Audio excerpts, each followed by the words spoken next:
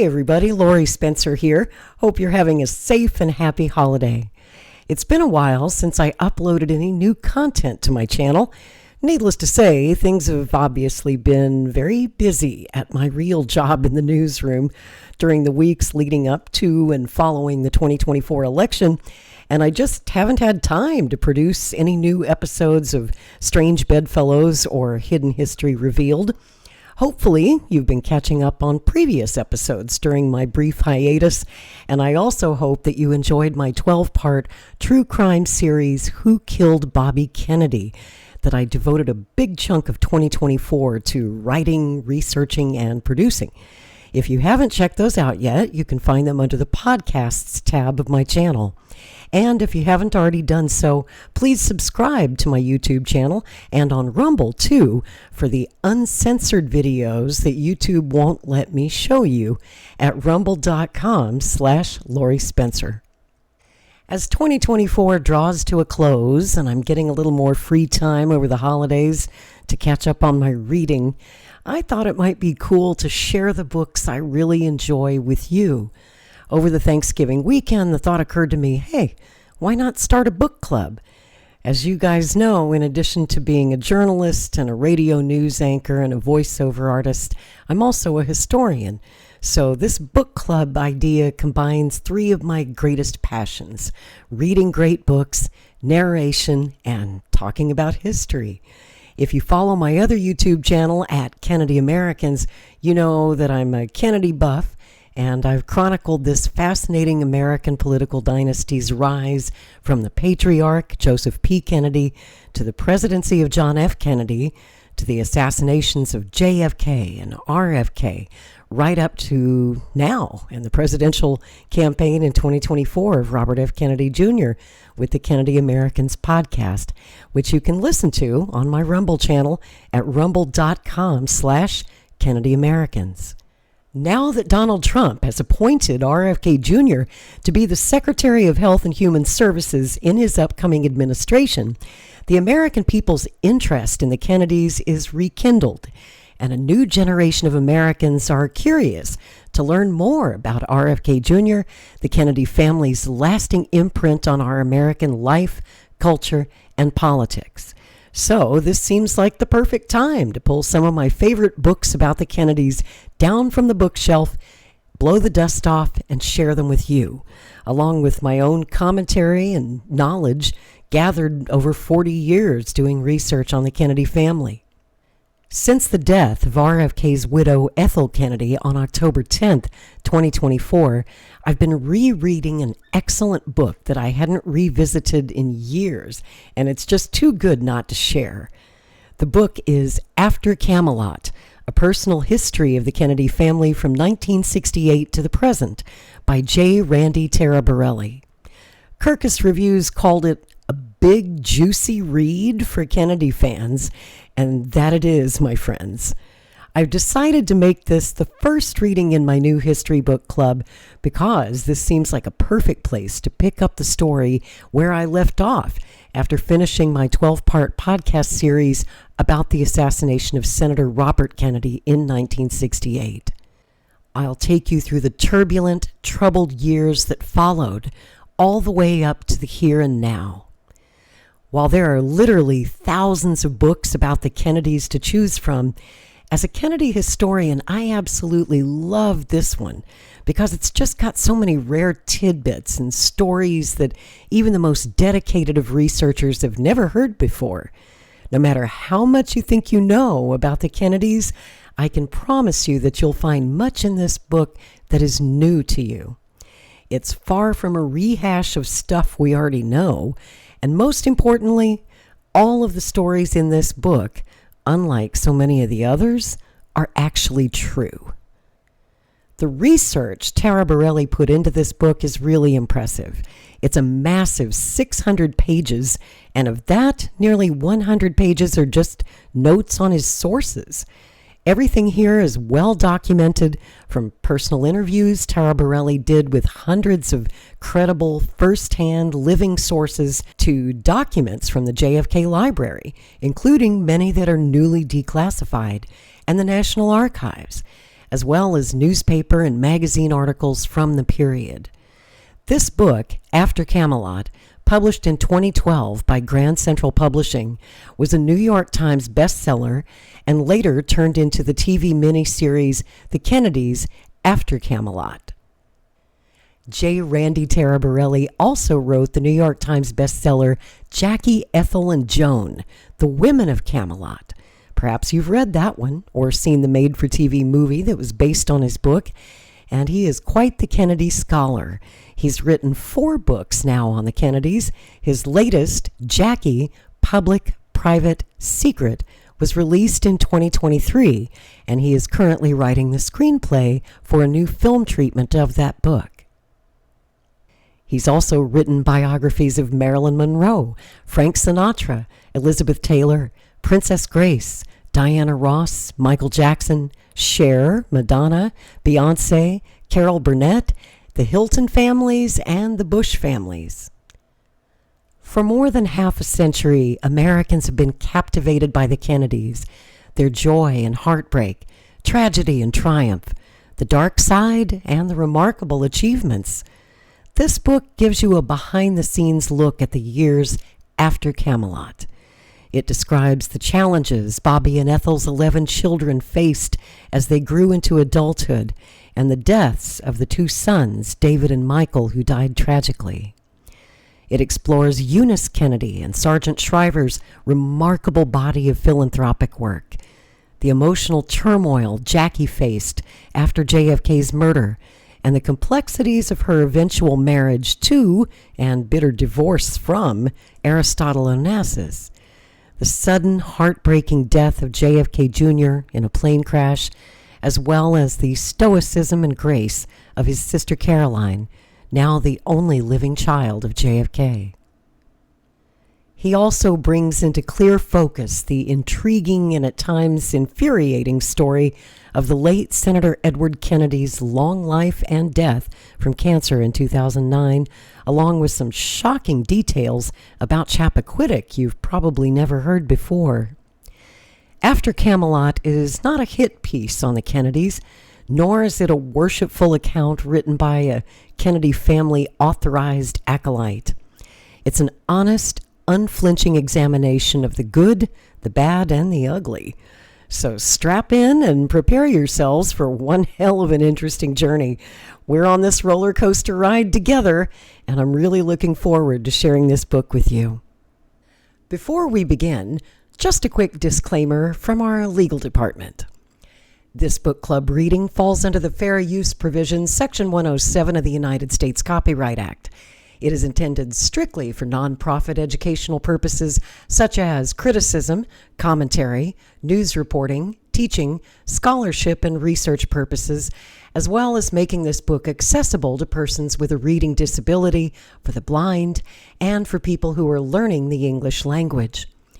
I encourage you to purchase a copy of this book from your favorite bookseller and follow along in the text with this recording as we go. During the reading, I will pause from time to time to provide analysis, critique, and commentary on the book, add my own insights as a journalist and historian, point out errors that the author or book editors didn't catch in the editing process, make some corrections on factual inaccuracies, and answer viewer questions.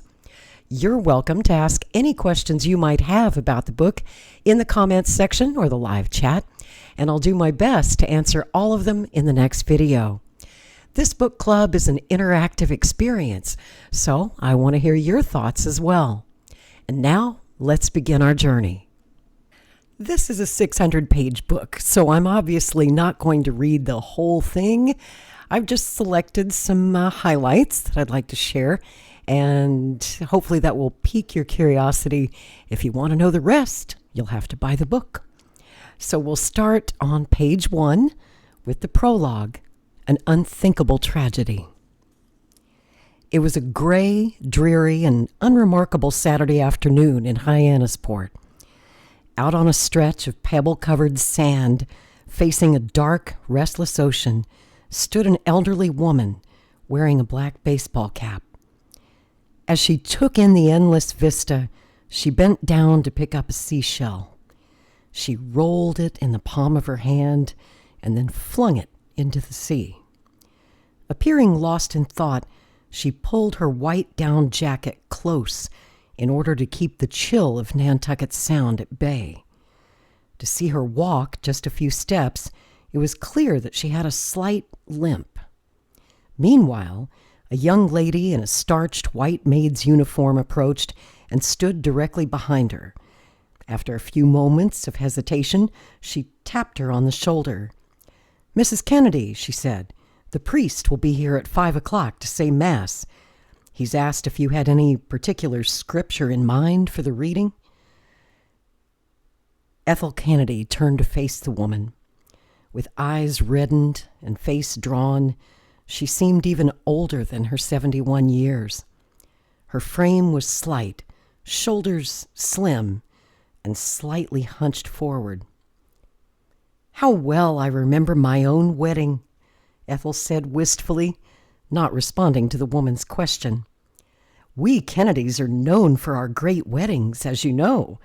Mine and Bobby's was so beautiful." According to the maid's later recollection, Ethel then spoke of the formal white satin gown she wore on that special day so many years earlier, when she and Robert Kennedy were wed. She also spoke of the long diaphanous veil trimmed with delicate orange blossoms, and the elegant, dainty gloves. But we called them mitts in those days, she remembered. They were satin and had pearls on them. "People don't wear gloves so much anymore," she mused, as she reached into her pocket and pulled out large black sunglasses. She put them on. "I wonder why that is," she said, seeming distracted. "Gloves are so nice. Don't you agree?" Her maid nodded. Over the years, Kennedy weddings have been more than mere events.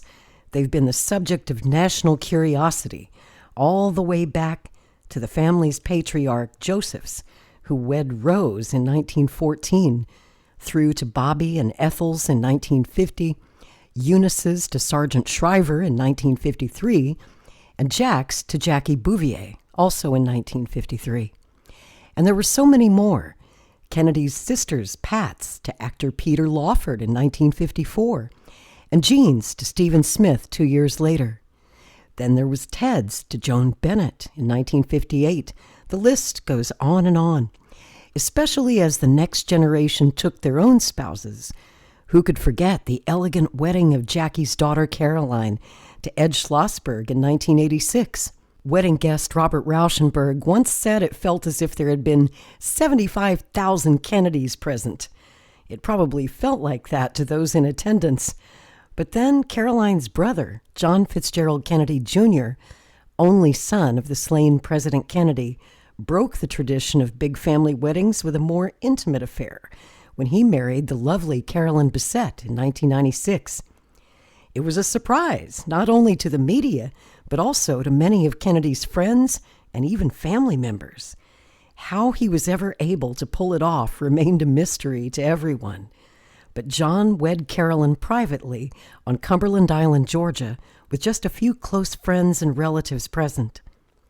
Unfortunately, the wedding ceremony planned for this day, Saturday, July 17th, 1999, between Ethel's daughter Rory and her beau, Mark Bailey, now hung in the balance because John Kennedy Jr., his wife Carolyn Bessette, and her sister Lauren were missing. John and Carolyn had been on their way from Essex County Airport in Fairfield, New Jersey, to Hyannis Airport on Cape Cod in order to attend Rory's wedding at the Kennedy compound.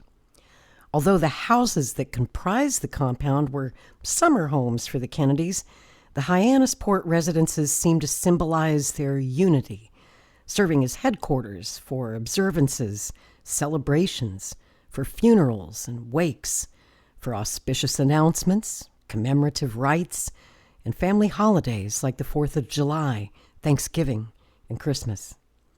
First, though, John and Carolyn were scheduled to stop at Martha's Vineyard to drop off Lauren, a vice president at Morgan Stanley Dean Witter. However, Something apparently happened to their plane. The small, single-engine red and white Piper Saratoga hadn't been seen on radar since 9:30 p.m., half an hour before it should have landed on Martha's Vineyard. There was nothing anyone could do except pray. "Will the Mass be served at my house or at Senator Kennedy's?" Ethel asked. She attended Mass almost every single day, either at her Catholic church or, quite often, in her own home, where a priest would come to perform it. Of course, she would also walk out if the sermon hit her the wrong way or if she didn't like the priest. But everyone knew that about Ethel. "Whichever you prefer," answered Ethel's maid. "I think maybe my house would be best," Ethel decided. "Yes, we'll have it on my porch. And will Father O'Byrne say Mass?" she asked. "Yes." Ethel shook her head sadly. "He married John and Carolyn just a few years ago," she recalled. "And now here we are today. Oh, my poor Johnny," she added, looking out at the gray sea and merging skyline. She hadn't used the pet name since John was a tot, at least not that anyone could remember. "Oh, dear Lord," she said, as if just hit with a revelation. "If Jackie was alive, I don't know how she would handle this. In fact, I don't think she could bear it, do you?" Ethel's maid didn't comment. "I love all my boys," Ethel continued. "You know, I love my girls too, but my boys, they have given me the most trouble. And for some reason, I just love my boys so much. And Johnny, I always thought of him as one of my own," she concluded, sadly. It had been just before midnight on Friday night, not long after the family and guests retired after the rehearsal dinner, that Senator Ted Kennedy learned of John's missing plane. He wasn't that concerned, at least not at first. After all, John was nothing if not unpredictable. Perhaps he had changed his plans, Ted reasoned, and just hadn't informed anyone. However, after a few calls, Ted began to fear the worst. He spent the rest of the night on the telephone, talking to the FAA and the Coast Guard, as well as any of John's friends he knew to find out if they had any information. Finally, at about 5 a.m., he had no choice but to telephone Ethel to tell her the gut-wrenching news that John's plane had gone missing. He and Ethel, whom he lovingly called Ethie, had been through so much over the years that this seemed like just one more awful moment that they would have to share. After speaking to Ted, Ethel tearfully gathered those family members present in the house to tell them what was going on. The rest of the day would be a waiting game. Even though it was obvious that the plane had gone down somewhere, no one in the family was willing to give up hope, least of all Ethel Kennedy. "I don't give up easily," she said, "at least not on something I believe in. I have no doubts," she said, "not a one." It would be just like her nephew, she said, to simply show up a day late and have the most wildly entertaining story to tell about his delay. The phone hadn't stopped ringing at Ethel's all morning. She would jump every time it rang, hoping it was good news. One of the calls was from Holly Safford, whose company was catering Rory's wedding. She had just heard on television that John was missing. "I am so sorry, Mrs. Kennedy," she said, according to her memory of the conversation. "This is just so devastating. I don't know what to say." "Holly, my dear, there is no need to be sorry because they're going to find him," Ethel said, her tone strong and reassuring. "We are going to have a wedding today, I guarantee it." "Is there anything I can do for you, Mrs. Kennedy?" "Yes," she answered. "Please tell your staff to stand by and wait for further instructions. The wedding is not canceled. They will find John. I know it." 3 long hours passed. Still no word. As Ethel made her way back to the home from the shoreline, 2 of her grandchildren, Kate and Carrie Kennedy, joined her. She held their hands As they passed a flagpole with an American flag flapping in the wind, the three stopped for a second and looked up at it. It was not at half-mast. Not yet, anyway. "Go, go, go," Ethel was then heard calling out to the children. "Run, run, run! It's a beautiful day. Go have fun." With that, the two children raced across the white sand beach and down to the shore. Ethel continued walking, still limping and showing signs of the hip replacement surgery she'd undergone earlier that year. Slowly, she made her way past billowing white tents that had just been erected for the wedding ceremony and subsequent party. The site was bustling with activity as people carried elaborate flower arrangements onto the property, roses for the most part, of every size, every variety, and it seemed most every color under the sun. Meanwhile, caterers with large trays of desserts unloaded their goods from a massive truck in Ethel's driveway. One caterer almost tripped as she tried to navigate over a tangle of power cords while carrying a towering tray of cookies. "Careful," Ethel said, laughing. "Don't hurt yourself." Also scurrying about the premises were reporters and photographers from People magazine who had somehow gotten into the Kennedy compound. "Inform them that Mrs. Kennedy said they are not allowed on these premises," Ethel was overheard telling one of the many uniformed policemen patrolling the property. "There should be no press here at all," she said, now seeming quite annoyed. In her hand was a white linen napkin, folded and tied at the top with a delicate gold ribbon. "This is our home," Ethel declared. "It is not a park." She then looked at the napkin in her hands and untied the ribbon around it. It had Rory's initials on it and Mark's. Then, who knows why she did it, whether it was because of some deeply buried sense of the inevitable, she crumpled the napkin and tossed it into a nearby trash can. Eventually, Ethel walked up the floral-lined pathway to her house. An empty hammock swung on the porch, and the home's windows were shuttered like all of the other white clapboard homes in the compound. Standing on her porch and looking out at the waves crashing on the beach in the distance, she tilted her head and allowed the ocean breeze to cool her face. She seemed to be trying to ignore the bedlam swirling around her when, out of the corner of her eye, she must have seen Ted Kennedy approaching from the direction of his own home in the compound. Family members, household staff, and those responsible for the wedding preparations looked on as Ethel extended her arms to the oft-troubled man she'd always considered more a brother than just a brother-in-law. He'd been in the hospital delivery room, holding her hand, in place of his deceased brother when she gave birth to Rory. How could she ever forget that? Unfortunately, Ted had bad news for Ethel. He'd just heard from the Coast Guard that a person standing on the shore near Gayhead, less than a mile from Jackie's vacation home, had spotted something black floating in the water. She'd thought it was a trash bag, but then one of her friends jumped into the surf to investigate and moments later returned with a suitcase. The two beachgoers gazed at the luggage for a long moment before finally lifting the identification flap. There they found a business card from Morgan Stanley. On it was the name Lauren Bissett, Vice President. It would get worse.